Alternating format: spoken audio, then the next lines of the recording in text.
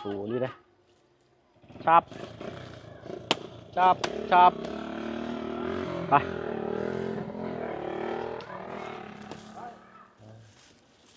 หัวระเบิดหัวปีได้บ่เนาะคักบัดนี้น้องๆเนาะพี่น้อยเนาะบ่อยากใกล้จากเจ้าแต่เวลาล้านั่นไหลมาพี่น้องเอ้ยเนาะ ว้าวกะลิ้นพันกันเลยพี่น้อยเนาะเอาตัดภาพมามื้อนี้ก็อยู่บ้านสะแล้วคือเก่าพี่น้อยเนาะอยู่ทางบ้านน้องซ้อนทางน้องเพิ่นก็เตรียมข้าวเตรียมของเป็นของฝากของต้อนในทีมงานทั้ง4ท่านหรือว่า4คนพี่น้อยเนาะก่อนกลับรอบนี้ก็เนาะซึ่งเวลาเติบอยู่ทางบ่าวเพิ่นก็ได้เนาะคิดฮอดน้องซ้อนแล้วบ้านนี้พี่น้อยเนาะก็สิเมื่อเฮ็ดให้ใส่หน้าก่อนพี่น้อยเนาะจักมื้อ2มื้อ3มื้อก็เดินทางขึ้นมาแวะเวียนเยี่ยมยามทางน้องซ้อนเพิ่นอีกคือเก่าคือเดิมเด้อพี่น้อยเนาะถ้าป้าลุงท่านใดอยากมีน้ำจิตน้ำใจฝากข่าวฝากของหรือว่านี่ยังมาให้น้องซ้อนก็ติดต่อทางทีมงานพวกเฮาได้พี่น้อยเนาะทีมงานสายบุญเนาะทางเฮาก็อาสาเป็นสะพานบุญพี่น้อยเนาะก่อนอื่นก็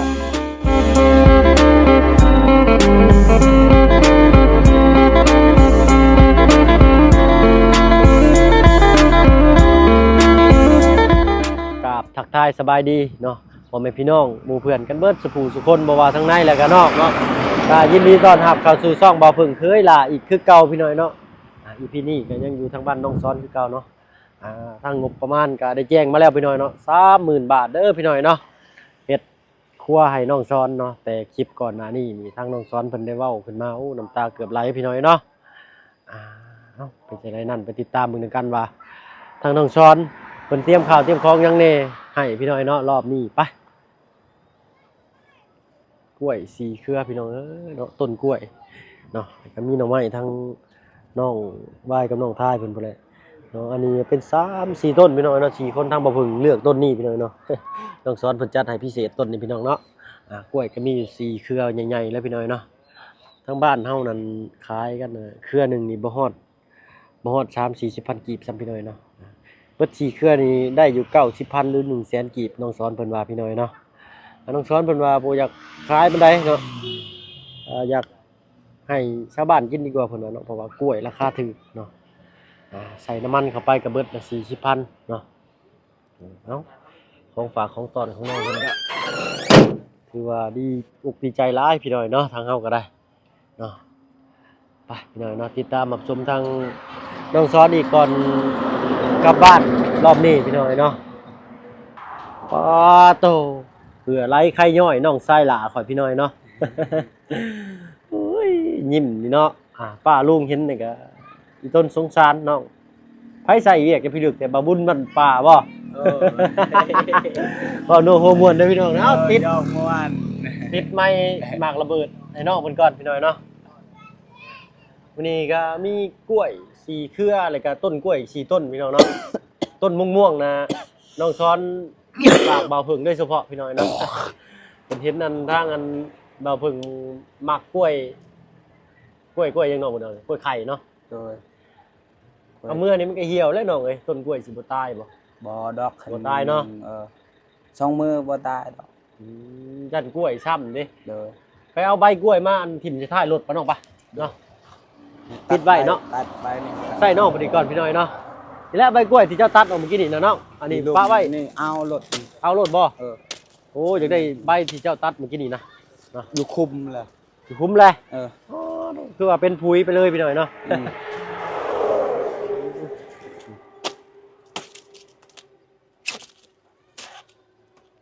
ฉีดน้องคนสูนี่นะชับ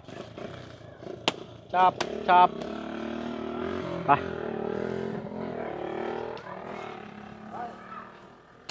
มารอบหน้าสิมาเยี่ยมโอ้ปีคือทิมมันเนาะก็เก็บเอาก็ค่อยเนาะเพื่อมื้อเฮ็ดขนมจีนกับฝุ่นกินพี่น้อยเนาะสิได้กินก็ได้โยนขึ้นนี่แหละพี่น้อยตุ้ยนี่เนาะกบไว้ยันมันดำแต่มันดำแดดพี่น้อยเนาะมีสิบ่เหี่ยวเนาะเนาะ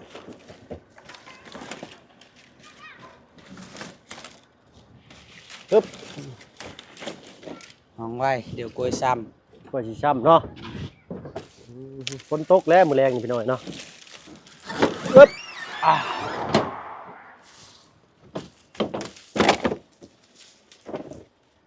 ปึ๊บโอ้คักอีหลีอันนี้หัวระเบิดทั่วปี ได้บ่เนาะ คักบัดนี้น้องๆเนาะเอาผ้าเด้อน้องเพิ่นเนาะอันนี้ของบ่เพิ่งเคยล่าบ่ตัวนี้ ำโดยนี่แหละของเจ้าเห็น เนาะ แล้วนี่ไม้นี่ ไม้ไว้สิบ่ นี่มันต่างกัน เนาะ เราเห็นบ่เพิ่งมากปึ๊บปิดเนาะเนาะพวกอ้ายก็สิเมื่อปะเลยเนาะก็บ่อยากให้มันฮอดเวลานี้ไวๆปานใดพี่น้องเนาะอยากนั่งเล่นนั่งเอ็นน้ำน้องเพิ่นอยู่เนาะบ่อยากไกลจากเจ้าเวลานั้นผัดไล่มาเนาะน้อง โดย ไปกินฮอดแล้วนี่ไปกินฮอดได้อยู่ กินฮอดอยู่สบายดีคอยเมื่อเดินทางปลอดภัย โดย ขอให้อยู่ดีมีแห้งความเจ็บอย่าไข้ความไออย่ามี โดยเนาะ FC ทุกคนทุกรายก็คือกันเด้อ โดย ขอให้ความเจ็บอย่าไข้ความไออย่ามี โดย กับพ่อเต้าแม่เต้า โดย ขอให้อยู่ดีมีแห้งขอให้ป่วยหายไว โดย ๆเป็นไข้ให้ดีไวๆกินยาขอหายดี ข้างนอกได้จะให้ดีหรือบ่เจ็บคอน่ะ หายดีแล้ว เนาะมารอบหน้าเด้อสิวยาแก้ไอ แต่ยังไอหน่อยนึงนี่ อืม เฮ็ดเวียกหนักโคตรมันก็ไอ อืมมารอบหน้าสิเอารองเท้ที่อ้ายใส่แล้วนี่อ้ายเอามาให้กันบ่เป็นหยังกินเนาะน้องเนาะ โดยเอาเป็นหยังใช้หมด พอได้ใช้เฮ็ดเวียกเนาะ โดย เบิ่งดูเกือบจะนะขออนุญาต แต่ง ขออภัยพี่หน่อยเนาะ โผล่มาจนสิเบิดครึ่งเลยเนาะโอ้ยเนาะอันนี้ก็4 โมงเลยเด้นี่เนาะสิ4 โมงแล้วสิเดินทางวนกลับบ้านกลับช่องของไฟของลาวพี่หน่อยเนาะ โดย คิดฮอดกันเลยได้น้องเอ้ย โดย โทรหาอ้ายเด้อมีแต่ว่าเฟซอ้ายน่ะ มีแล้ว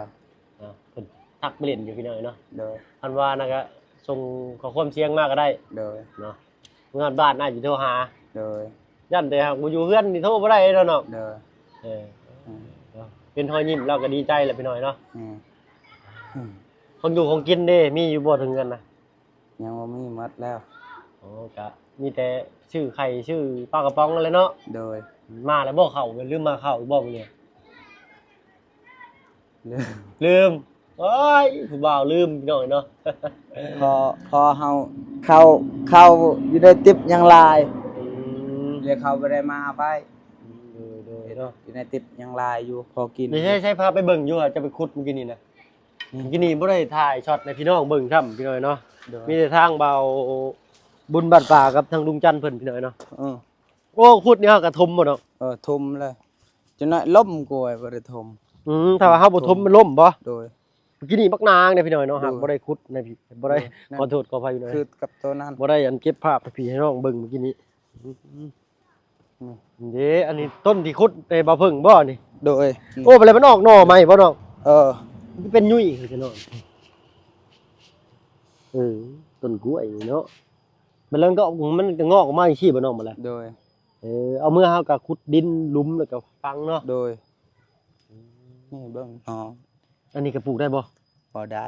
ตาย มันตายหน่อยนี่เนาะ ตายแล้วมันอ่อนมันออก มันอ่อนเนาะคันซำนี้ก็เสี่ยงกับการตาย เออ ต้องซำนี้เนาะ อืม แต่ก็ซำนี้เนาะ อืม ต้องต้นใหญ่พอสมควรพี่หน่อยเนาะ ทมไว้ให้ไว้มันออกนอมัน ถ้าว่าดินบ่กบไว้นี่มันแห้งมันก็ตายเนาะน้องเนาะ โดย โอ้ลื่นแท้นี่พี่หน่อยเนาะกล้วยที่น้องซ้อนเพิ่นเอาให้บ่เพิ่งก็สิเป็นตัวนี้พี่หน่อยเนาะต้นกล้วยนะเพิ่นเอิ้นกล้วยหยังน้องบ้านเจ้าก ล้วยเหาะเปรียดเจนเปรียดกอตระยัก กอตะเรีย โดยตะกอยใบกอยใบ ป้าลุงเพิ่นว่าเจ้าบ่อยากปลูกฟักทองบ่หรือว่าบักนี่นะ บ่มี บ่มีในบ่ โดย ให้ปลูกไว้ให้ บ่มีน้ บ่มีน้ำ ำโดย ให้เจ้าเด้ ให้แห้งแตกและอยู่พุ่นไผสิดูแล พอดีหมูป่าออกมากินเบิดเนาะ โอ้หมูแห้งกระแตกเห็นมื้อนั้นไปยังเห็นลอยมัน มื้อน่ะไปก็เห็นห้อยหมูป่าอยู่พี่น้อยเนาะ เอ้ยเนาะจุกเมื่อกี้นี่ก็ไปยืมของชะออนมาบ่ โดย ทางเฮือนเจ้าบ่มีเนาะออกไปให้ไปเลย โดยหมดอยู่ให้แล้วหมดสิจอกนอกโกย อืมกาเครื่องมือทำการเกษตรเจ้าขาดเรือจังได๋น้อง มือคอย เสียมมีบ่ เชียบมีอันนึง อืมเอานั่งตะกู้เนาะยืนลายนี่ห่วยเป็นลมเลยเนาะ อืม มัดมือเลยเรากับมื้อนี้ก็ได้ หมดมือ น้องซ้อนอันที่ว่าคลิปก่อนหน้านี้ก็น้องซ้อนนั่นอยากเฮ็ดห้องนี่เนาะน้องเนาะ โดย เฮ็ดห้องนี้และอยากเฮ็ดห้องใหญ่เพิ่นว่าถ้าเฮ็ดห้องเพิ่นก็บ่ได้ว่าอยากได้ห้องใหญ่พี่น้องเพิ่นเว้านะคันว่าอยากให้เฮ็ดห้องใหญ่ให้พวกอ้ายอันได้พักได้เช้าเราอะโอ้ยได้ยินคำนี้น้ำตาสิไหลพี่น้อยเนาะน้ำใจเรานี่ถือว่าสุดยอดเลยพี่น้อยเนาะนี่เพิ่นเอิ้นว่าคนจนผู้ยิ่งใหญ่พี่น้อยเนาะตกน้ำบ่ไหลตกไฟบ่ไหม้คนใดนี่พี่น้อยเนาะไปทางใดพวกอ้ายเห็นน้องอยู่ไสก็เห็นน้องอยู่ไสแต่บ่เคยบ่มีดอกว่าสิ เออ เป็นถิ่มปะคันว่าเห็นทางอื่นน่ะนะเนาะ โดย มีแต่น้องนั่นแหละเห็นพวกอ้ายอยู่แถวหิมปอกหิมปลารถตอกรถใต้ก็สิทักทายกันอยู่บ่เนาะบ่เหลือเนาะน้องเนาะ บ่เหลือ ทักทายอยู่แล้ว โดย ก็เดียวว่าถิ่มอยู่แล้ว ยันแต่ยันอายหันบ่ยันอยากทักทายจังว่า โอ้ยพวกอ้ายเห็นอยู่ใส่พวกอ้ายก็ทักทายจังเนาะอันนี้ก็ค่อยคำแรงลงเติบไปเรื่อยพี่น้อยเนาะ โดย ได้เมื่อนี่กับผู้แล10 โมงกลางคืนหรือว่า9 โมง 10 โมงพุ่นแหละเนาะอ้ายสิฮอดบ้านกันเนาะเพราะว่าค่อยเมื่อน้องได้จะกินข้าวแรงกับหยังจัน กินข้าวกับไข่ กับไข่ โดย เนาะเดี๋ยวก็มีทางบ่าวบุญเพิ่นก็มีแนวมาฝากมาต้อนอีกพี่น้อยเนาะทางบ่าวบุญสารวันเพิ่นพี่น้อยเนาะ โดย อ้ายเนาะมื้อนี้ก็โอ้คิดฮอดน้องช้อนแล้วเนาะเดินทางนั่งมื้อน้ำรถครับ โดย คิดฮอดกันมื้อหน้าคิดฮอดกันแชทหาหน่อยเด้อ โดย อย่าลืมเด้ โดยบ่ลืมดอก เนาะเมื่อก็ประมาณ 2-3 มื้อก็กลับขึ้นมาแล้วเนาะรอบนี้เพราะว่ามีเวียกค้างคาไว้อยู่พี่น้อยเนาะ โดย สิได้แล่นขึ้นมาไว้อยู่ โดย ขอบใจน้องสอนในลายทั้งกล้วยกุ้งอ้อย โดยเนาะ ทั้งเครือทั้งหยังเลยมื้อนี้ทั้งต้นทั้งวี โดย เนาะ โดย อ๋อเนาะมันก็มูลค่ากันหลายอยู่พี่น้องเดี๋ยวว่าสิกลับไปชื่อ โดย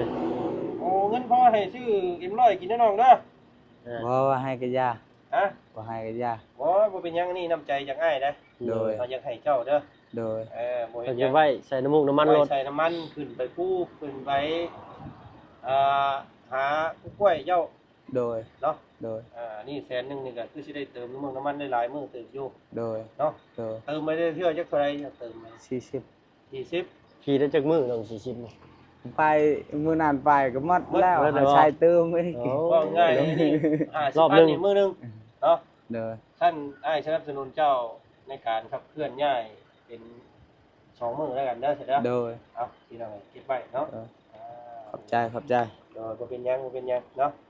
ยินดีเนาะเอาสบายดีพี่น้อง โดยเนาะ ซอยน้องเพิ่นเนาะ โดย เพิ่นกับนี่น้ำใจเต็มหลังรถมื้อนี้เนาะ ถือว่าร้ายที่สุดเลยเด้อนี่ โอ้ผมขายก็ได้หลายแสนเต็มได้เราก็ได้หั่นเนาะแต่ก็นี่ของฝากเนาะพี่น้องจากน้องเพิ่นเนาะ โดย เอาบัดเมื่อปลูกมันเป็นแล้วสิเอามาให้กินน้ำเด้อ มันสิรสชาติสิคือกันบ่เนาะ บ่คือเลยอยู่ดินอยู่ที่มันงามเนี่ยดินอยู่ที่เมื่อบ้านเขามันบ่ได้งามแบบนี้จัง เออดินมันจะเป็นดินดานเนาะอยู่บ้านเนาะ นี่ดินบ้านเพิ่นดินแบบดินฝุ่นดินมอดจังซี่ล่ะ ดินคือคนปลวกอะนะ ดินฝุ่นงามเนาะปลูกยังก็ได้กิน เนาะ อยู่บ้านเฮานี่ถ้าบ่ใส่ปุ๋ยนี่แล้วซะเนาะ โดยอยู่นี่บ่ได้ใส่ปุ๋ยงาม ยายังบ่ได้ใส่บ่ บ่ เนาะทางป้าลุงก็แนะนำมาว่าบ่อยากให้ใช้ยาเนาะให้ใช้แห้งเอาใช้ยาน่ะยันว่าน้ำที่เพราะว่าชาวบ้านเพิ่นก็ใช้อยู่หั้นนะ แม่น ทางผู้ไหลลงมา ฉี เนาะ ดเนาะแล้วยาคายงคายา เนี่ย ฉีดมัน ตัด ขึ้นม ตัดเอาเนาะ ตัดเอาเนาะมัน เชียวเชียวหยาเอา มันเพื่อความนี่แหละความติดอยู่ของชาวบ้านเฮา เล เนาะ ย ถ้าเฮาฉีดยาฉีดหยังไงสังเกตรอดเวลาเจ้าอาบน้ำเนาะมันสิคันเนาะ โดย ซัดน้ำก็สิบ่มีเด้ อยากมีงบอยากมีทุนอยู่ว่าจันก็ได้พี่น้องเอ้ย โดย สิพาน้องเพิ่นเฮ็ดภายห้องอาบน้ำ โดย ขั้นให้น้ำมันยืนขึ้นให้พากันอาบอยู่หั่น โด เฮ็ด ย ฝายล้นนะให้ฝายล้นนะ บัดนั้นนำเฮ็ดโจเด็กน้อย ขาด บ้านเฮามันดื้อจังเนาะทบหมดแล้ว เพราะมันแบบเขาเอาขี้ดินเขานี่แหละเนาะเอาขี้ดินก้อนเอาคลองให้น้ำมันไหลทั่วแต่ว่าให้มันบ่ให้มันต่ำนะให้มันสูงขึ้นมานิดนึงเพียง ยังคักพวกค้าสิเนาะ น้ำ น้ำก็ ก็ สิ สิ ได้ ได้ อา อา บบ ไหลไว้ ด้วย แต่ก็ให้มันกักน้ำไว้เพื่อสิเจาะอาบนะ